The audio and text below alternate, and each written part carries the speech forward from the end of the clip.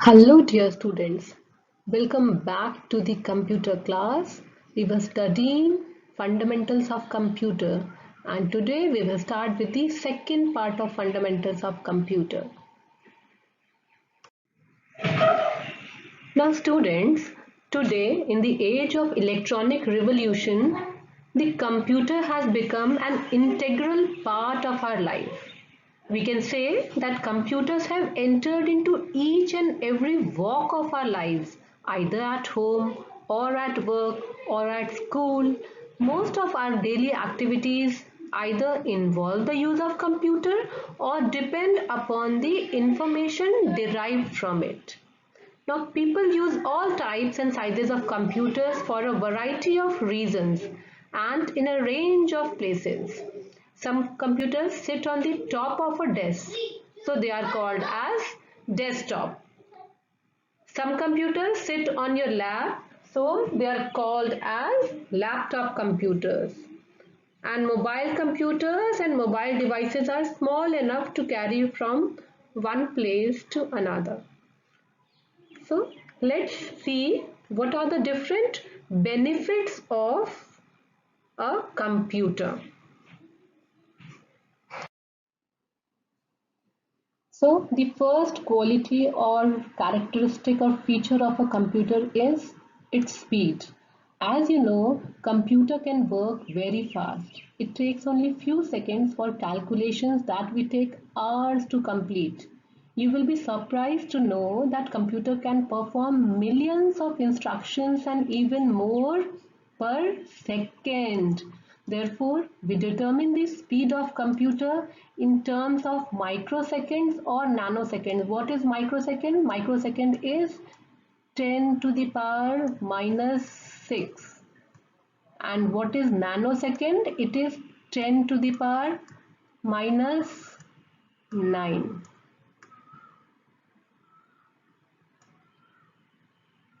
So from this you can imagine how fast your computer performs work.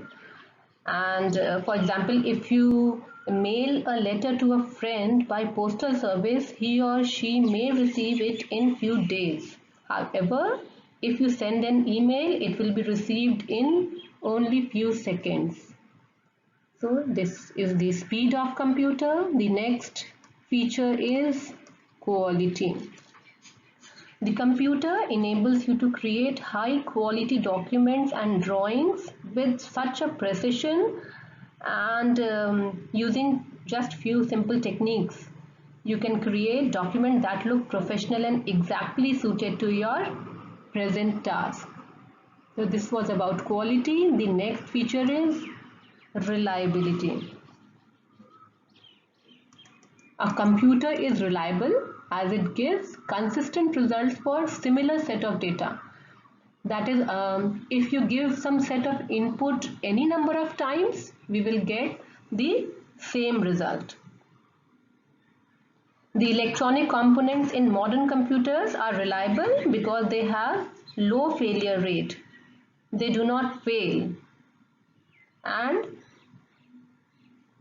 the errors that occur in calculations or any other part of computer, it is because of human errors.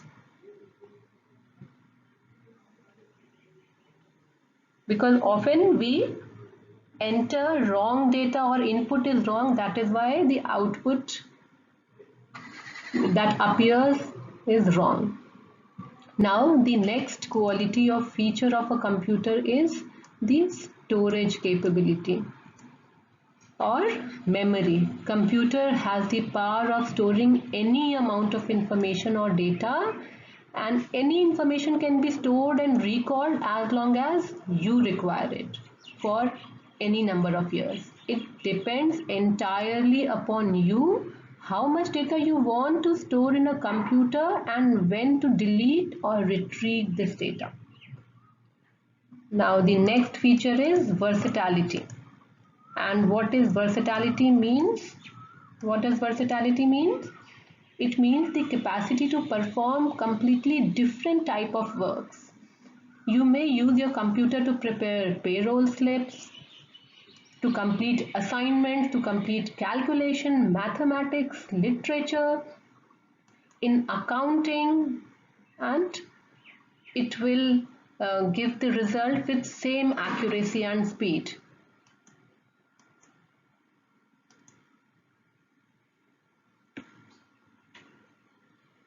Now, the next quality is consistency or diligence. A computer is free from tiredness. Computer never gets tired, never have lack of concentration like you, never gets fatigued. It can work for hours without creating any error. If millions of calculations are to be performed, a computer will perform every calculation with the same accuracy. And due to this capability, it overpowers the human being in routine type of work.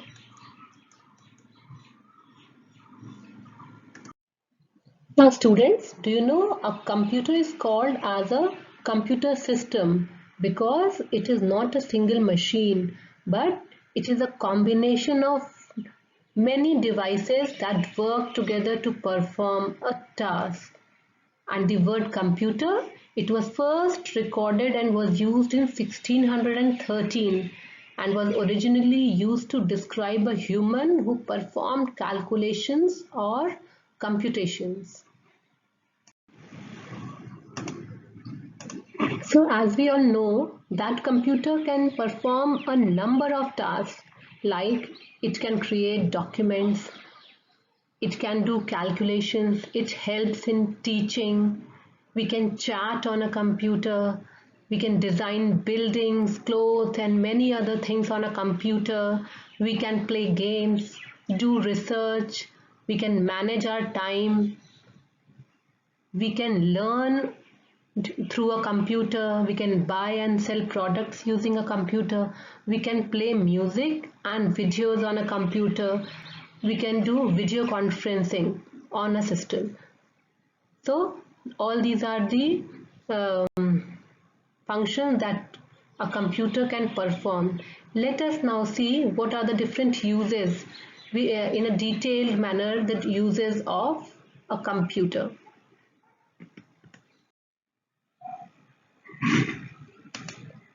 So first is at home.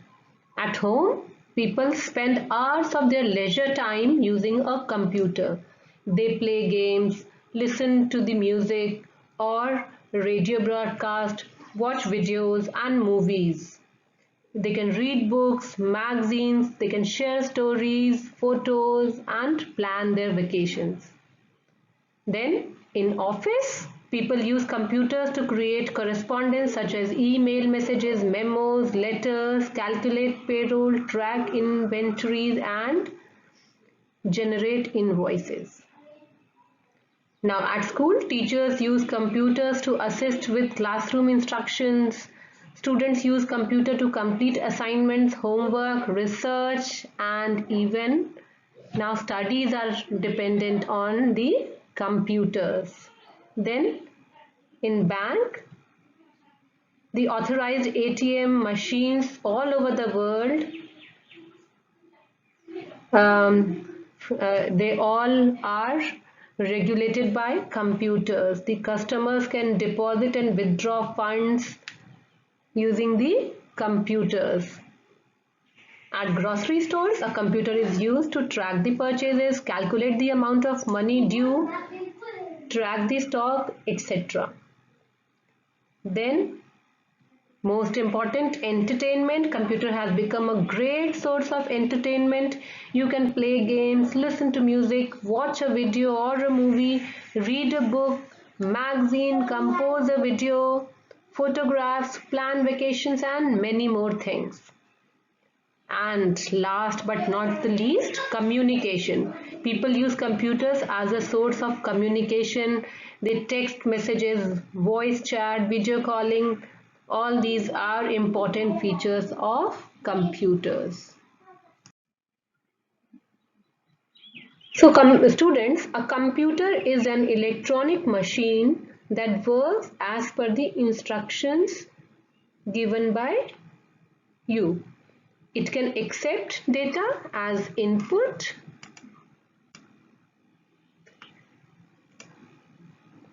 then manipulate the data according to the specified rules, which is your process, and then produces the result, that is the output, and then it saves the results for future use. This is the storage. And this series of input, process, output and storage is known as the IPO cycle, or the information processing cycle. So we can say that a computer has four main jobs. First is input data, second is processes data, third displays the output, and fourth is stores the output. So first is our input, and inputs the data using the different input devices like mouse, keyboard, etc. And what is input? Any data or instruction which is entered in a computer is called as the input, and the device which helps in entering the data is the input device. Now second step is processes data, and the processor, which is also called as the CPU, is the main chip in the computer which is used to process the data. And what does processing means? It means treating the data according to the instructions. Like if we want to add two numbers, then the input will be 4 or 7 or different numbers and the different symbols like the addition symbol. And what will the processor do? As per the given instructions, it will process the data. Here it will add the data, and then third function is displays output. A computer is fed with a lot of data to be processed. This data is organized, and this organized data which is useful to us is the output, and output is displayed on a printer, or it can be printed in a hard copy which is through the printer. So it is the output. Now the data which is the output can also be stored in the memory of computer or on the different storage devices for future use, and whenever required, these storage devices from these storage devices data can be retrieved and it can be used. The different storage devices are your floppy disk, hard disk, USB flash drive, CD-ROM, DVD, etc. And we have two types of memory for storage. First is the main memory, and second is the secondary memory, in which your floppy disk, hard disk, etc. are there. Now let's see the different input devices. As I have told, that any hardware component that allows you to enter data, instruction and commands into a computer is called as an input device, like your keyboard, mouse, scanner, barcode reader, joystick, graphic tablet, digital camera, an MICR reader, microphone. All these are the different input devices. So our first input device is a keyboard. Keyboard has keys, and we press the keys to enter or type the text or data. Generally a keyboard has 101 to 105 keys. Our second input device is a mouse. It is a pointing device, and we can select or move items using the mouse. It has two buttons, the left button and the right button, and a scroll wheel in between these two buttons. Mouses are of different types, like this 2-button mouse, scroll mouse, optical mouse, and a wireless mouse. Now the third input device is a scanner, and it is used to send images and text directly into a computer. You can scan images like photographs, drawings and logos into a computer using a scanner. A scanner is basically of two types, a flatbed scanner and a handheld scanner.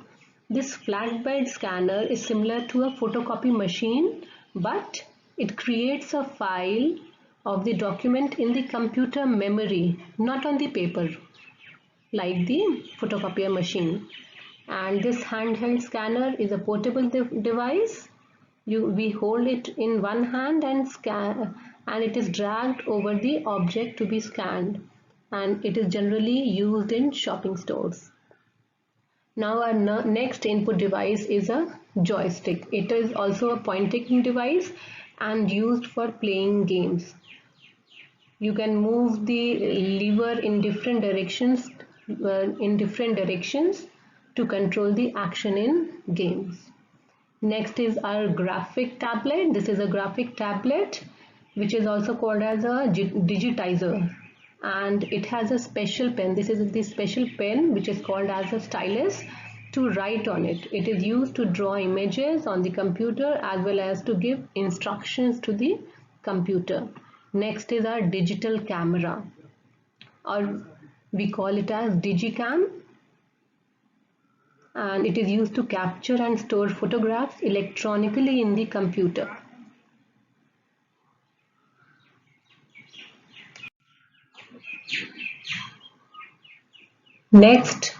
Our next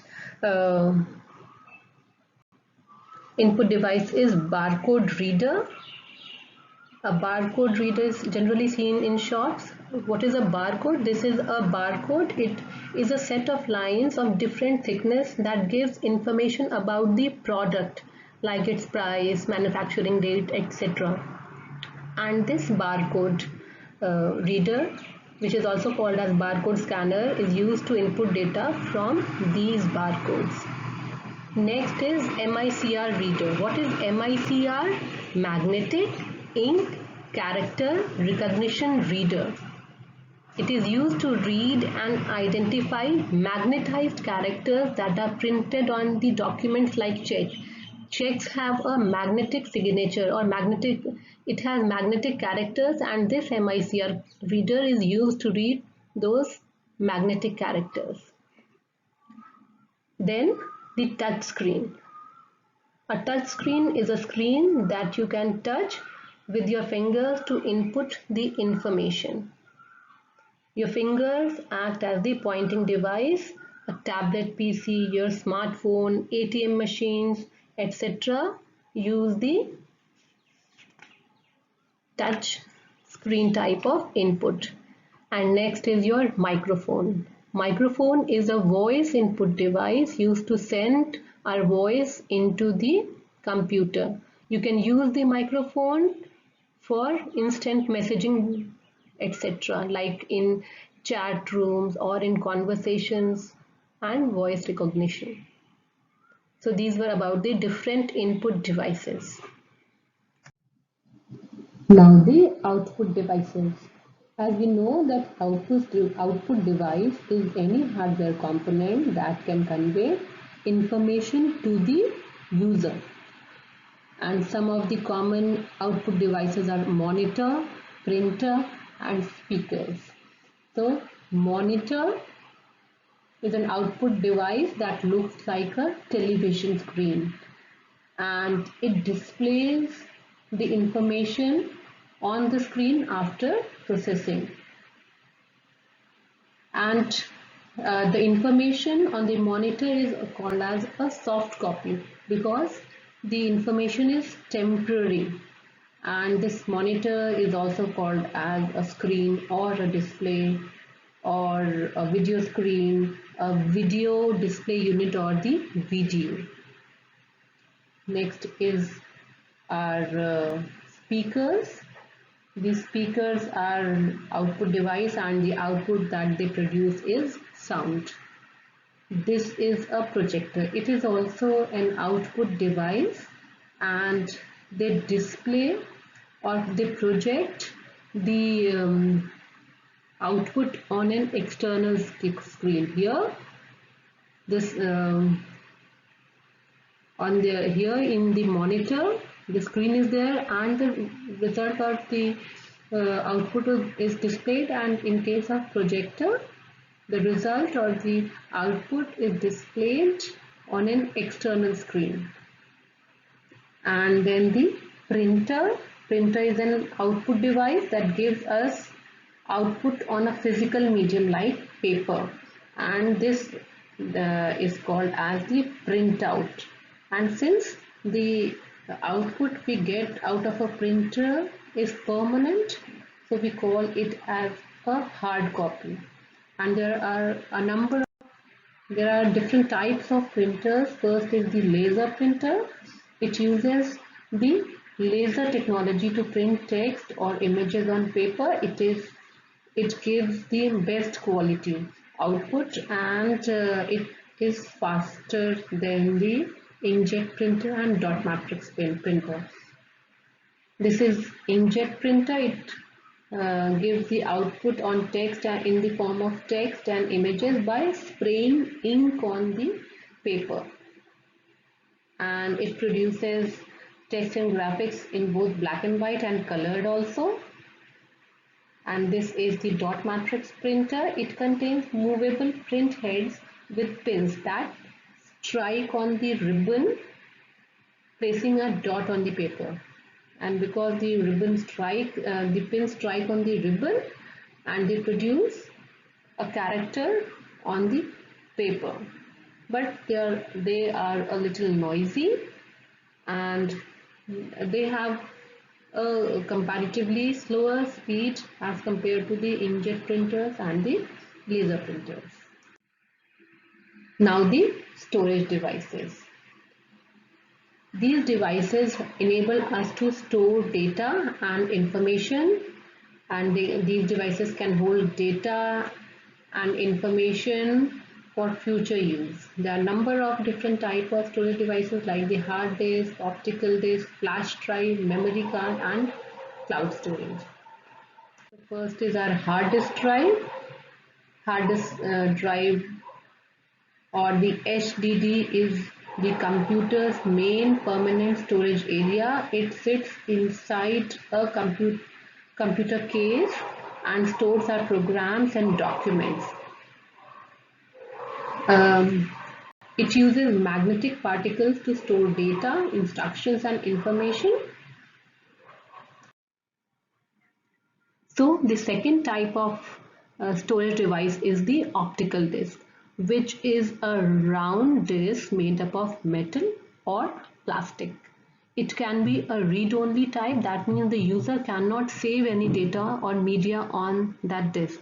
Or it can be of read-write type, read/write type, in which user can save data on the disk like we save on a hard disk. Now this optical disc of different types like the CD or the compact disc. Two basic types of compact disc are used. First is our CD-ROM and the DVD-ROM. CD-ROM is compact disc read-only memory, in which can contain text, graphics, videos, as well as sound, and it can hold data up to 700 MBs. And we require a CD-ROM drive to read data from a CD-ROM disk.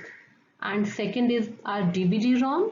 DVD-ROM is digital versatile disk read-only memory, which is like a CD-ROM, but it can hold data up to 4.5 GBs to 700 GBs. Now these DVDs or CDs can be of two types. First is recordable CD or CDR or DVD-R. In these type of compact disc, the user can write only for one time and it cannot be erased, while in CDRW or DVD-RW, that is rewritable CDs or rewritable DVDs, the user can use or write the data or information on these disks multiple times, and it can be erased also. You can erase it and then again write it. And the third type is the Blu-ray, which is a new DVD format which has a higher capacity and better quality than standard DVDs. It can store data up to 100 GBs. Now our next storage device is the flash drive or the pen drive. It is one of the newest form of computer storage devices that we plug in a USB port. What is USB port? Universal Serial Bus Port on a computer. And they are very portable and lightweight, and they can store a large amount of data. Next storage device is our memory card, and it is also a removable storage device which you can insert or remove from a slot in a computer or a mobile device. And with the help of a memory card reader, you can transfer the stored data like your photographs from the memory card to the computer. And now the latest technology of storage, we can store our data in a cloud storage also. And what is cloud storage? Storing the data on the internet. An internet service, it provides this storage facility to the computer user on the internet and not locally into your hard disk. Now the different processing devices. So processing means treating the data according to the instructions and changing it in the form of information. And the different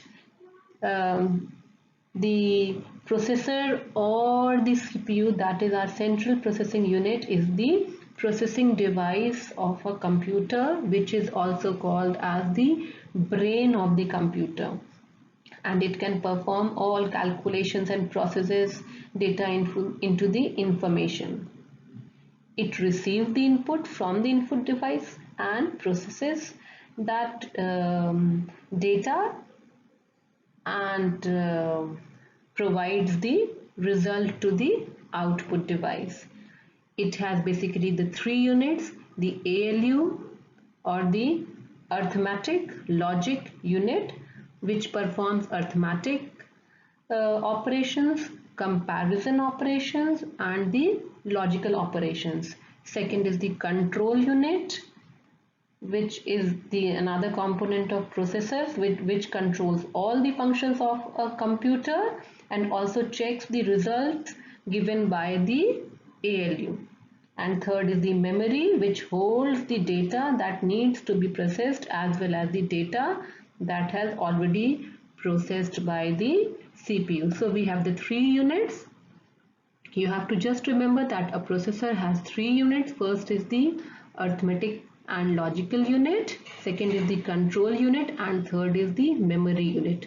ALU performs all the arithmetic, comparison and logical operations, while the control unit controls all the functions of the computer, and third is the memory unit, which holds the data. So this was all about. So here we come to the end of the chapter, Fundamentals of Computers. I hope you all have enjoyed the chapter well. Thank you, students.